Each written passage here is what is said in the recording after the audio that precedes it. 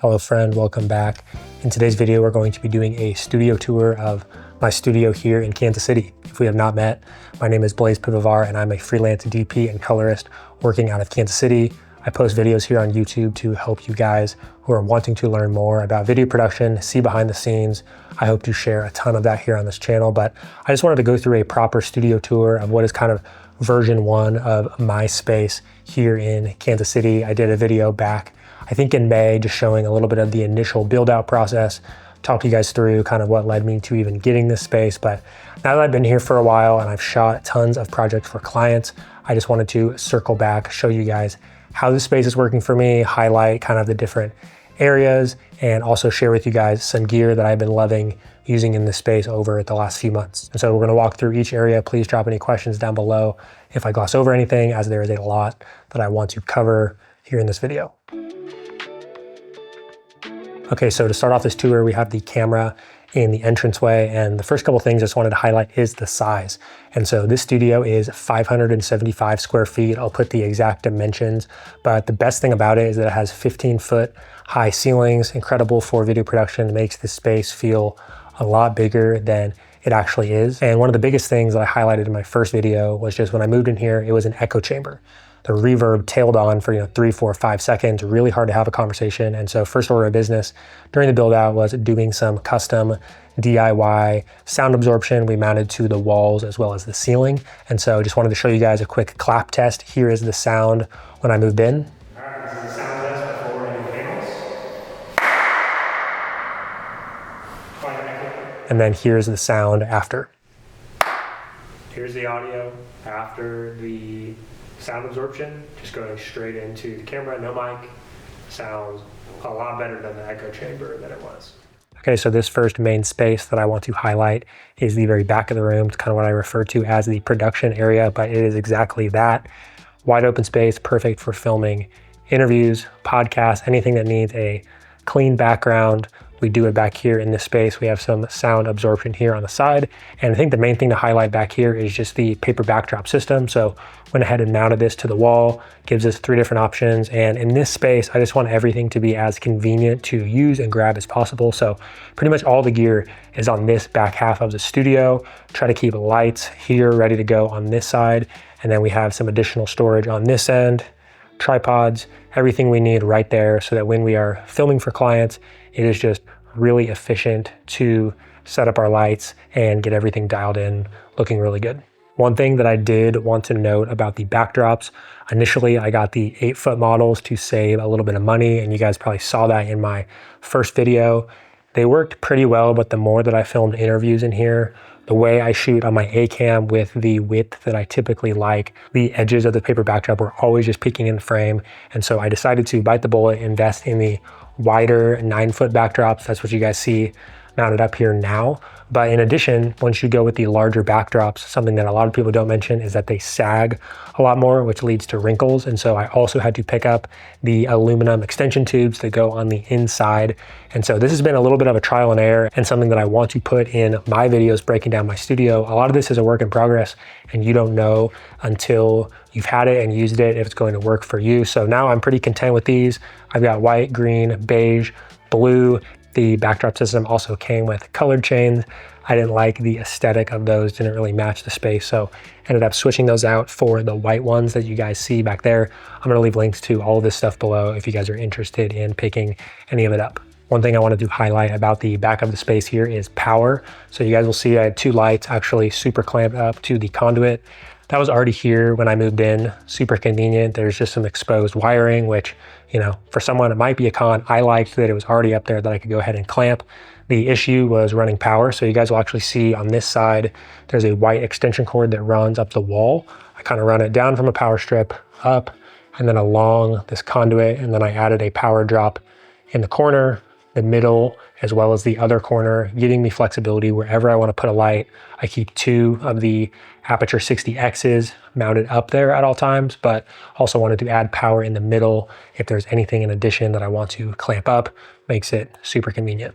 I think kind of the name of the game when it comes to getting a studio, having a physical space, is storage, having places for everything to go. One thing I've been loving is this little cart. Actually found this at Target of all places. I was not looking for it, stumbled upon it, and it has been great. The biggest thing that I did not know that I would need, having a cart like this in the studio, obviously the worktop, super awesome, but having a drawer. I feel like some of the other carts that I've seen and another one I have in the studio just have a top and a bottom, and having this drawer for lots of odds and ends things is really great, as well as 2 shelves, and it's on wheels, so I can just take this, roll it anywhere I need to for a project. A lot of times I have this next to me with something like a director's monitor or my laptop while I'm filming, but when I'm not using it, it just tucks over here against the wall, and I have been loving it so far. Okay, so flip-flopping the camera to the other side of the room, wanted to show you guys this area. So my go-to key light right now is the Nanlite FS300B into the parabolic umbrella from Godox, and really easily can just turn this on.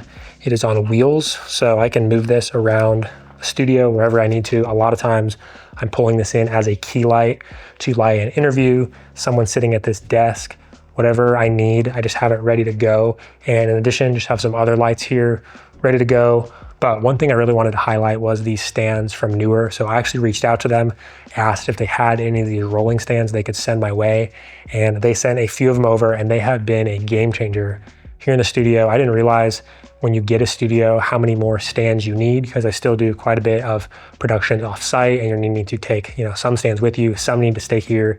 And so the rolling stands have primarily been in this location since I got them. And for things like the key light, this heavy spotlight attachment, just being able to move these around this quickly is so nice. I have additional C-stands that I use, but for anything here in studio, I have been loving these stands, really appreciate them, sending them over. The last final thing that I wanted to highlight back here in the production space was just this tripod from sirui. They reached out, asked if they could send it my way. As you guys know, how I do gear here on the channel is I say yes, and I put it through real world testing. I end up integrating it, sharing it with you guys, but it is by no means a review. But overall, the reason why I was excited about checking this out is I have had the kind of younger brother to this tripod for a while. I mentioned it here on the channel, but it has worked really well for me. And the SVS 75 is kind of sirui's most high-end tripod. And so when I was getting this, I was really interested how I was gonna like it in comparison to the smaller one. Overall, I have really enjoyed using this both here in the studio and on productions. It has kind of the one-step height adjustment system where you twist the leg and you can raise it up and then twist each leg to lock it again. I think this tripod is perfect for someone like me who's always on the hunt for those products that pack a punch for their price point, that give you a lot of the pro features in a more budget-friendly package. The tripod head on this thing is rock solid, quite a bit bigger than the one on the younger brother, but I have had no issues balancing my camera, doing smooth pan and tilt. A lot of my interview work and kind of documentary style B-roll I have used this tripod for and have been really happy. One thing that I did want to note about this tripod is I think the design has changed from when it first came out. So there's probably a mix of videos now on YouTube. When it first came out, I saw that the legs had more of a one latch design, and you'd unlock those, you could lift the whole tripod up, down, relock them. Now it's more of a twist design. I don't know if they ran into kind of design issues after it came out, but I will say, I don't think it is as intuitive as even something like their other tripod that has the sideways latches. I constantly am still trying to get the muscle memory down that left is unlock and right is tighten. When you're kind of reaching around the tripod, I just mix it up in my head, so I'm still getting used to it. But overall, I don't think that has really hurt the use of this tripod for me. I'm not necessarily like shifting it up and down multiple times a shoot. It's usually just at the beginning, getting something set up, and I might be adjusting it a few times. So that's just one minor thing I wanted to mention in just kind of my real world use. Overall, main things I really like about this tripod, obviously kind of the one-step height adjustment design. Really like the solid handle on the side. The mid-level spreader has been solid for me. I've seen several pictures online of people breaking their mid-level spreader. I have not used it enough to know how durable it is. I'm not the hardest on my gear. I don't put it through crazy extreme scenarios, but I definitely don't just leave it in the studio here. I am constantly throwing it in my car, taking it on production. So that's just something to know when you guys are buying a tripod like this. There's a reason why it's not the Sackler Flowtech. There's a reason why that one is kind of the industry standard, and you are going to pay for it. There are going to be minor trade-offs, but I just do love that there are more and more budget items coming out for us filmmakers that are really solid, help solve the, little annoyances of 6 different, latches to adjust on a tripod. So thank you to sirui for sending this over. I'm looking forward to continuing to put this to use on productions over the next year, really put it through its paces. I'll definitely keep you guys updated if my feelings about it were ever to change. Let me know any questions. If there's anything in specific that you would like to know about this from my opinion. I know there's already people that have talked about it on YouTube, but want to be here to help you guys as much as possible. Moving on to the middle of the room, there are a few things I thought about when designing the space. First one, pretty obvious. This massive table I built myself from a butcher block, consulted a few friends, and thank you to everyone who pitched in their time to help bring this to life. But the main thing here was just wanting a space to meet with clients. Also a good use of just kind of the shape of my room, a place where friends could come sit and work. I could meet with anybody. And then the table is actually on casters. So it's incredibly heavy, but putting it on casters allows it to be rolled anywhere in the room. Several productions have actually rolled it to the back of the space. We filmed at the back of the room, super versatile. The name of the game in the studio is also versatility, having everything to move and work if I needed to adjust where things are placed. The middle of the room also features more important storage, things I'm using all the time on production. So I've got the Yukon tool cart over there. This is from Harbor Freight. This kind of stores cameras, lenses, all the odds and ends things. I've got an audio drawer, all the things that I might need for a particular shoot that fit kind of in these small drawers all live over there. And there's a nice top on it for prepping a camera, building out anything that I need to. And then on the other side of the table here is actually this industrial file cabinet. I found this at a local thrift store, and it is by far one of my favorite ways of storing gear here at the studio. Because I do a lot of work outside the studio, I like to store a lot of my gear in these tool bags from Harbor Freight that I've mentioned here on the channel before, and they fit perfectly here, 4 wide in these drawers. You guys will kind of see from left to right what I have. In addition, I also have a charging drawer. So you guys have probably seen people have charging stations or charging walls. It's really hard to keep it looking clean. So my idea was actually to tuck everything in one of these drawers, and it has worked really well for me. I don't leave batteries charging when I'm not at the studio, and most of the time I keep the drawer cracked when I do have batteries charging, so I'm not too worried about heat dissipation. But I know that's probably not best practice to kind of have your batteries hidden in a drawer, but for me, having them out of the way where clients can't see them, everything can go into this drawer on the left side when it's uncharged and move to the right side when it is charged is a really seamless workflow for me. Probably should have included this in the previous section of the video, but just on the other side of this file cabinet, I built this wooden box on casters. Inside, there is some large PVC pipe that is all attached together, as well as some movable dividers. This was my solution for storing things like stands, C-stand arms, tube lights, tripods, as well as soft boxes, my lantern, all those little things that just need kind of a vertical orientation when they're stored. I put back here, there's also room to tuck my ladder. I'm always grabbing this ladder in the studio, and it really helps to just keep everything kind of organized. Also off the walls where I can roll it around if I need it in a different spot. The last little storage element in this part of the room is a little utility cart from a Northern Tool. It actually tucks underneath the table, kind of is hidden out of sight. This is something I'm using for a variety of things here in the studio. I have the other utility cart that I like to kind of keep some more permanent storage on, but I found I'm just a lot of times needing a small cart that I can wheel about the space and fill with gear. So right now there's just some random things I'm storing on it, but it's super versatile to have if I'm needing just additional storage on a cart somewhere in the studio. I'm pulling for that, and it tucks away right there out of sight. Something that was really helpful in filming this video is actually this light from Small Rig. They sent it my way. Wasn't even something we had really talked about, but it just ended up being sent my way along with this softbox. But I have it on one of these rolling stands, and actually was moving it around to kind of light me and the rest of the space for some of these different shots and the B-roll. The thing that I love about this light, obviously 220 watts, pretty powerful, very compact cube, but the integration of V-mount batteries lets you use this up to around like 66%, which on a 220 watt light is actually really usable. And I love the way they integrated the large power brick in a V-mount-like connector. So when you're connecting this to this light and wanting to run it with a power cable, you're not dealing with a large power brick. If you guys have followed me here on this channel, that is pretty much a prerequisite for any light that I'm using. I find them super annoying when they, it's a super compact fixture, but there's a large either power ballast or power brick that has to get somehow mounted. So I love SmallRig's integration of this. I'm a regular user of Nanlite lights. They don't sponsor the channel, but I've done some videos in the past why I think they are the best budget option. So I'm not endorsing SmallRig lights. I just thought this one was really fun to check out. It's definitely got use from me on a job outside the studio, and I've been loving kind of just wheeling it around, the ability to use it with V-mount here in the studio. So thank you to SmallRig for sending that over. This section of the studio is actually right when you walk in to the left, and there's a little bit of a living room set, but the first thing I wanted to highlight was just gear storage. So this large shelf I built myself, used to have it in my garage. It worked perfectly right here in the studio. It's where I'm storing a bunch of gear.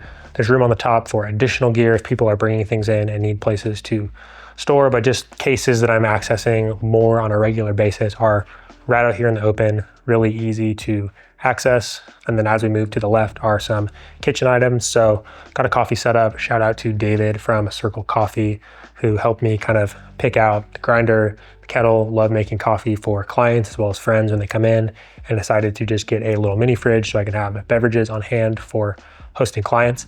And then kind of the hope for this space here was to keep it more of a living room aesthetic. So a couch that I found on Facebook Marketplace, the cabinet from IKEA, just a few props. The idea was that I could film a client video facing this direction and you would not see any gear, anything studio related. It would be a living room set of sorts. So that is kind of the hope for this side of the room. I think I've used it in a YouTube video before, but also just a comfortable place for friends to come in, hang out on the couch, and really just helps to have different spots in the studio where people can come and hang out.